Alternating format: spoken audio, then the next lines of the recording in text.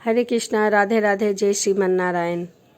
आज मैं आपको विजया एकादशी की कथा सुनाऊंगी, जो 16 फरवरी को विजया एकादशी है। तो चलिए कथा को शुरू करते हैं। युधिष्ठिर ने पूछा, हे वासुदेव, फागुन के कृष्ण पक्ष में किस नाम की एकादशी होती है और उसका व्रत करने की विधि क्या है? कृपा करके मुझे बताइए।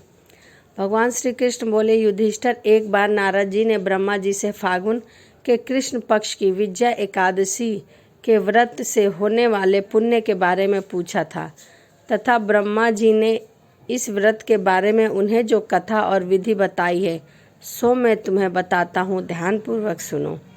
ब्रह्मा जी ने कहा, नारद, यह व्रत बहुत ही प्राचीन, पवित्र और पापनाशक है। यह एकादशी राजाओं को विजय प्रदान करती है, इसमें कोई संदेह नहीं है। त्रेता युग में मर्यादा पुरुषोत्तम श्री रामचंद्र जी ने जब लंका पर चढ़ाई करने के लिए समुद्र के किनारे पहुँचे, तब उन्हें समुद्र को पार करने के कोई उपाय नहीं सूझा। तब उन्होंने लक्ष्मण जी से पूछा, सुमित्रा नंदन, किस उपाय से इस समुद्र को पार किया जा सकता है? वह अत्यंत अगाध और भयंकर जंतुओं से भरा हुआ है। मुझे ऐसा कोई उपाय नहीं दिखाई दे रहा है जिससे कोई सुगमता से पार किया जा सके। लक्ष्मण जी बोले, हे प्रभु, आप ही आदि देव और पुराण पुरुषोत्तम हैं, आपसे क्या छिपा है? यहाँ से आधे योजन की दूरी कुमारी द्वीप में बकदालभ्य नामक ऋषि मुनि रहते हैं। आप इस प्राचीन मुनीश्वर के पास जाकर उन्हीं से इसका उपाय पूछे। श्री रामचंद्र जी ने महामुनि बकदालभ्य के आश्रम पहुँचे और उन्हें मुनि को प्रणाम किया। महर्षि ने प्रसन्न होकर श्री रामचंद्र जी के आगमन का कारण पूछा। श्री रामचंद्र जी बोले, हे ब्राह्मण, मैं लंका पर चढ़ाई करने के उद्देश्य से अपनी सेना सहित यहाँ आया हूँ। मुनि, अब जिस प्रकार समुद्र पार किया जा सके, कृपा करके वह उपाय मुझे बताइए।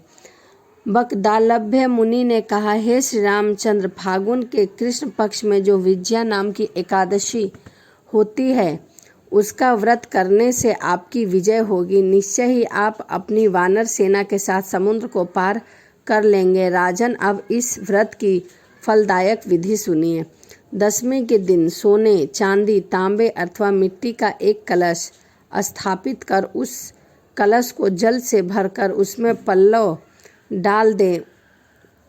उसके ऊपर भगवान नारायण के सुस्वर्ण विग्रह की स्थापना करें। फिर एकादशी के दिन प्रातः काल स्नान करके कलश का पुनः स्थापित करें। माला, चंदन, सुपारी तथा नारियल आदि के द्वारा विशेष रूप से उसका पूजन करें।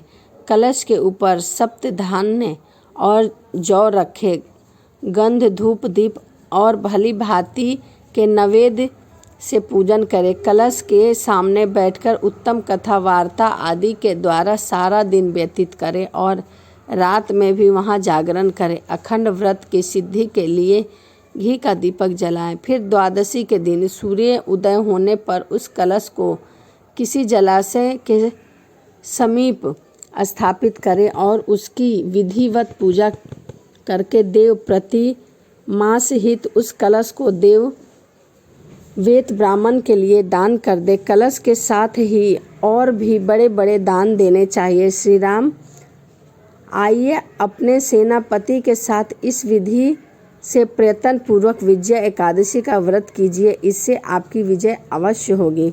ब्रह्मा जी कहते हैं, नारद, यह सुनकर श्री रामचंद्र जी से मुनि के कथा अनुसार उस समय विजया एकादशी का व्रत किया। उस व्रत के करने से श्री रामचंद्र जी विजयी हुए। उन्होंने संग्राम में रावण को मारा और लंका पर विजय प्राप्त किया और सीता को प्राप्त किया।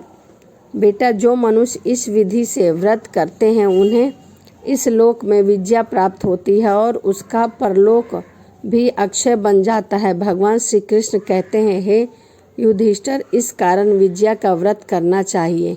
इस प्रसंग को पढ़ने और सुनने और सुनाने से वाजपेयी यज्ञ का फल प्राप्त होता है।